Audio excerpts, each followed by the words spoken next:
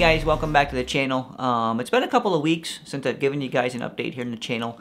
Just wanted to give you guys an update here on some things I've been doing in my training, how my training's been going, a couple things from racing, from recent races, just a generalized update on the channel basically. I think it's been like 3 weeks since I've actually did a video here, so I just wanted to give you guys an update on some things that have been going on.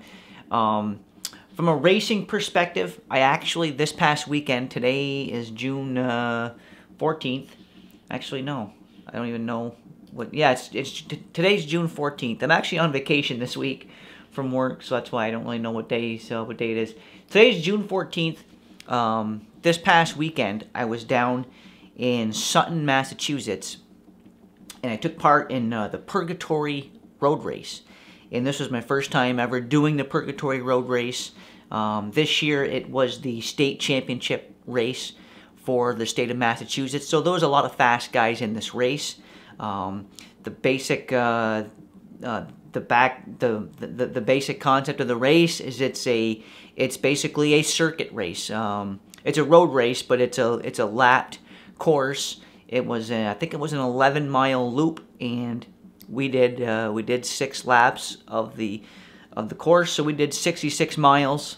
This year, because they had a little bit lower registration numbers than they expected in the Category 3 race, because I'm a Category 3 rider, because they had a little bit lower registration numbers, they actually combined us in with the Pro 1-2s, and so basically we had a Pro 1, 2, 3 field, and so we got to race. So the Category 3 guys got to race alongside the Pro 1-2s, and that made for an extremely fast-paced race. Now I was able to get third. I took third place in the Category 3s because they did score us separately from the Pro 1-2s, even though we were racing with them. They did score us separately. I finished third place in the Cat 3s, so I was very happy about that. Was able to get in the podium. So a really good result. I got some upgrade points for Category 2, trying to work my way up through the category. So I had a good race, but guys, I can't lie to you, that was hands down the hardest race I have ever been in. I don't know if, it was a very fast-paced race, and there was a lot of surges, and I was being pushed to my limits for sure. But I don't know if, I think part of it too is that I don't think I had my best day, because I've looked back at the power data of that race, and, you know, looking at some of the key moments, there's a hill there called Lackey Road. We hit that it's basically it's about a 2-minute, just over about a 2-minute climb. Depending on how hard the pack takes it, it's anywhere from like 2 minutes to like 2:20, maybe 2:30, depending again how the pace is on each lap. But it isn't a long climb, but it's a power climb, and I don't really, those shorter power climbs don't really do well for. I don't really do well at those. I don't excel at those. I like the more long, sustained climbing efforts, where I can turn it into more of a power to rate, more of a power to weight ratio type climb, as opposed to just these short, all-out, intense, high-power climbs. But regardless, I had to do it because it was part of the race. But, I mean, looking back at the power, I just felt like, I don't know, I felt like I should have been able to cope with that power better than I was in that race. But, I mean, it was a very fast-paced race. I mean, long story short, I was able to hang in with the main peloton of the race, which was comprised of mostly Category 1-2 guys. And, I mean, I finished third. I think there was three or four of us Category 3 guys in there that were able to hang on to the main peloton. We did have a breakaway of some extremely fast guys. It was like, I don't know, there was 4 or 5 guys up the road for about half the race. Extremely fast guys, but I was able to hang in. My goal entering the race was obviously to try to do well in the Category 3 event, because I wanted to get some upgrade points for Category 2. But my main goal was my main goal going into the race was I want to hang on to the main peloton of this race, and just see if I can hang with with the big dog, so to speak. And I was able to do that, so I'm very happy. It was a very hard race. You know, was pushing some normalized power numbers that not gonna say I haven't seen before, but it was right up there with the highest, power demands I've ever had to, put out for a race. Very hard event. Course was very technical. There was about a 2-mile, downhill section where, it wasn't straight downhill for 2 miles, but generally going downhill for 2 miles. A lot of sharp corners, a lot of sharp turns on the course. Some narrow road. It was a very technical course, and it was hard, very hard race. But I had a good race. Happy with how that went. Now, from a training perspective, one thing I've realized I need to start working on more, especially for the majority of these races I'm doing.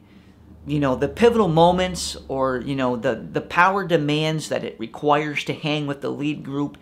It's not so much based on basically what I'm trying to say here is, what I'm finding is that the majority of racing I'm doing, being able to do well and hang up front, it doesn't have much to do with, long, sustained, threshold type efforts. It's more about what kind of power can you put out for 2 minutes? What kind of power can you put out for 2 minutes, over and over and over again? What kind of power can you put out for 5 minutes? So basically, what I'm finding is that the power demands of these races are, like 1 to 5 minute efforts. So I've been working more the last couple of weeks. I've been working on my 1 to 5 minute power, trying to bump that up a little bit so I can, cope with these race demands a little easier going forward. And basically the way I've been doing it, because as you guys know, I like the polarized training approach. I don't like to just really do intervals per se. So I like to just polarize train, which basically means like 70 to 80% of my weekly miles I ride at endurance pace. I like to ride long hours on the bike. I'm trying to hit like around 300 miles a week on the bike. The vast majority of that is just endurance mileage. Working on my base, I want to have a real strong base. And then like 15 to 20% of the time, I'm going out, and how I'm doing it is I'm going out and I'm targeting Strava KOMs. I'm basically, going into, like, say if I have a ride where I want to, ride intensely, I'm basically, planning out a route and then looking at the segments, and I'm trying to find 1 to 5 minute long segments in there, and I'm going for the KOMs, and I'm not using power. I'm not basing my efforts when I'm doing my real hard KOM attempts. I'm not basing that off power. I'm not like riding to power. Like, okay, I'm going to try to hold 350 watts here. I'm just basically taking the it's usually climbs. I'm not doing 5 minute flat efforts. When I do my KOM attempts, I'm just basically hitting them as hard as I can possibly ride, and I'm just going all out.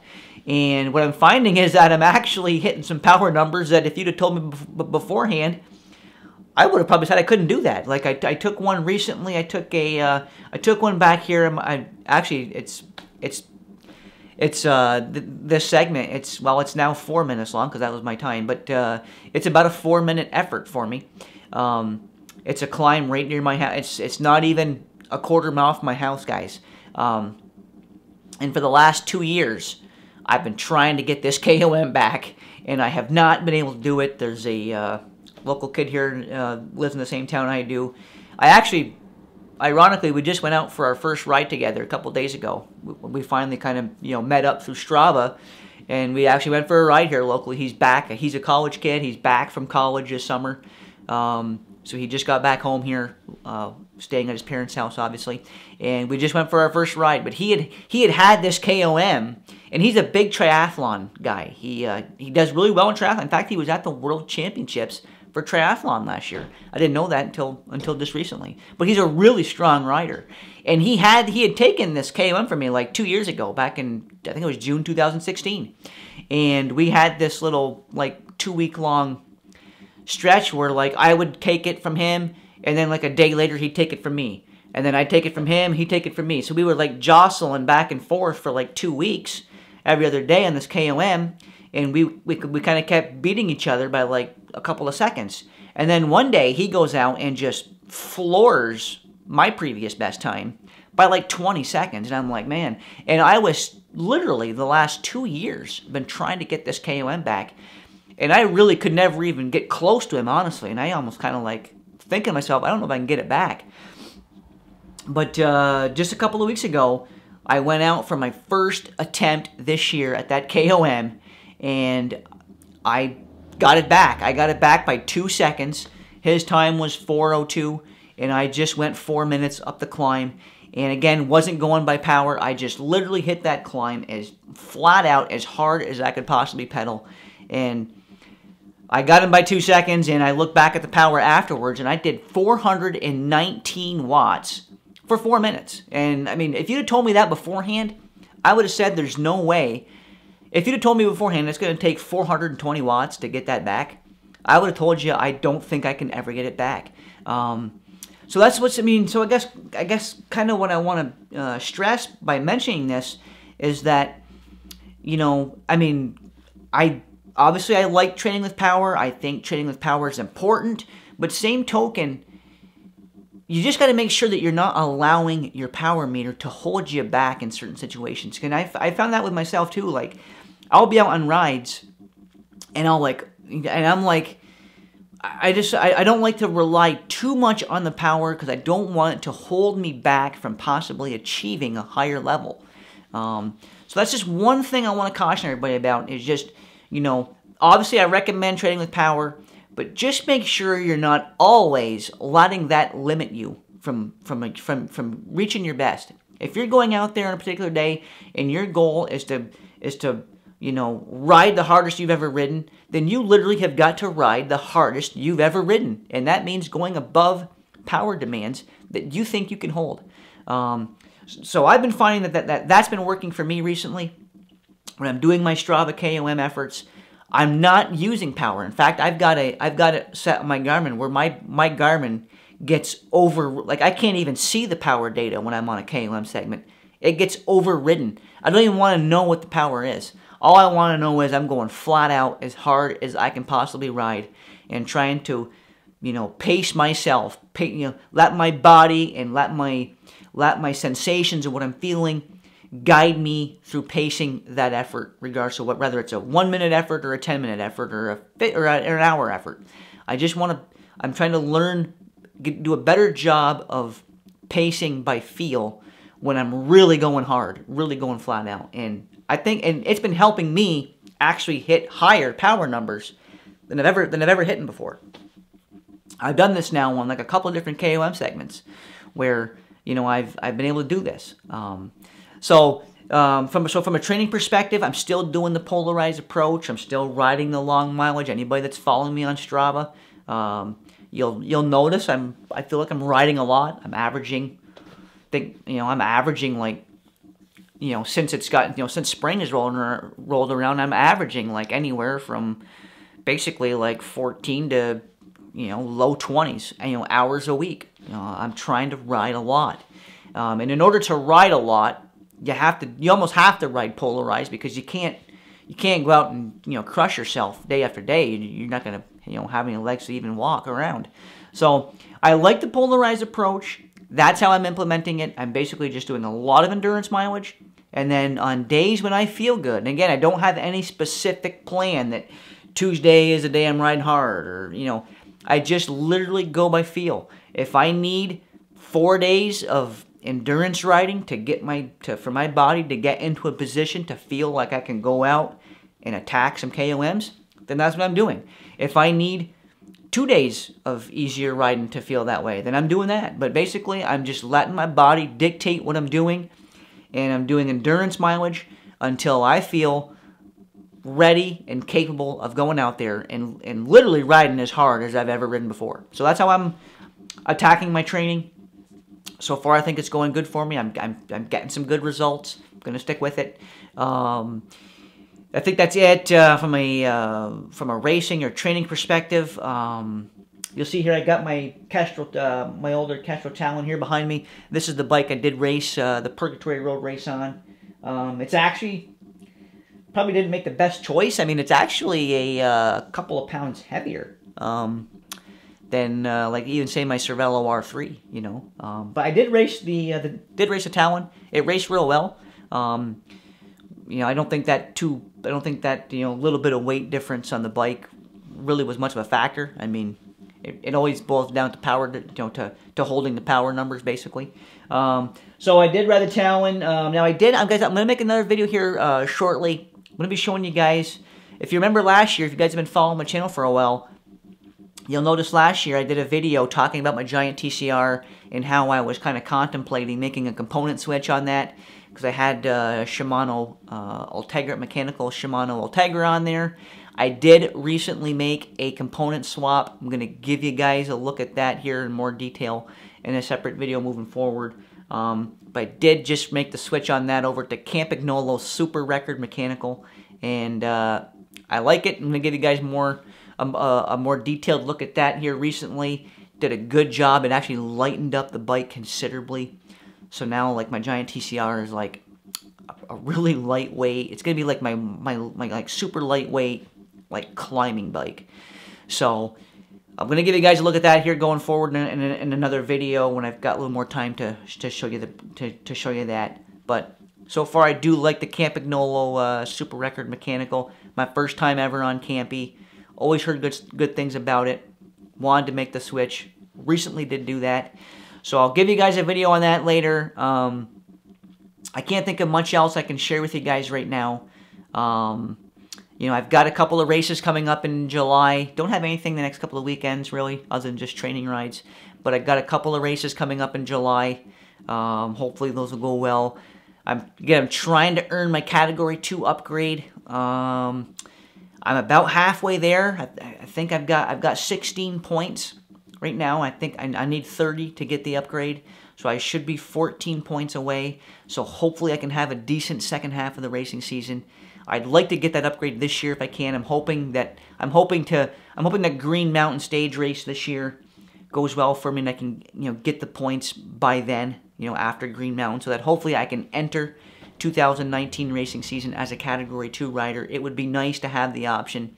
It would be nice to always be able to enter the Pro 1-2 fields at races, because, you know, like last week in that race, you know, about mile 25, like I was riding so hard to hang on with those guys that like my legs were cramping up and the whole line, like, and you know, and that's a good thing. Like a lot of guys would say, oh, no, that's not good. You know, that's a good thing, because in order to get faster, you have to ride with people that are faster than you are, okay? You're never going to get faster if you keep riding the same pace you've always ridden, or keep riding with the same guys you've always ridden with, because you're going to establish that as your baseline, like, this is how fast I ride.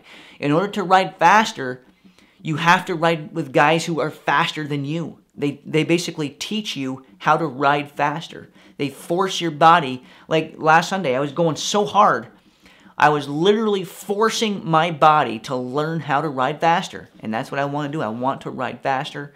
I want to ride these Pro 1-2 fields if I can. I want to push myself to, you know, the absolute capabilities of what I can do. And in order to do that, I have to race with those guys. In order to race with those guys, I've got to get the upgrade. So that's why I'm trying to get my Cat 2 upgrade. So far, it's going well. I think that's all I wanted to give you guys. I can give you guys an update on. If you guys have any questions, let me know. Ask me a couple questions. If you have any questions about anything, about training, races, anything like that, you know, anything really, you know, ask me. I'll do my best to respond to you guys. As always, you guys know I appreciate the support of the channel. Hope you guys are having a good season out there. Let me know let me know how your guys' season's going. What are you doing for races? Are you getting stronger? Are you going through, you know, a rough time? Are you seeing a detriment in your training? I mean, we can get a group discussion going in the comments. I mean, I've always found that to be a very positive thing on YouTube videos, that you can kind of learn from everybody. just through the comments alone on the video. So anybody has any comments about training, anything about that, about cycling basically, let's get a discussion going. Again, guys, I appreciate the support on the channel, and I look forward to seeing you guys right back here in my next video.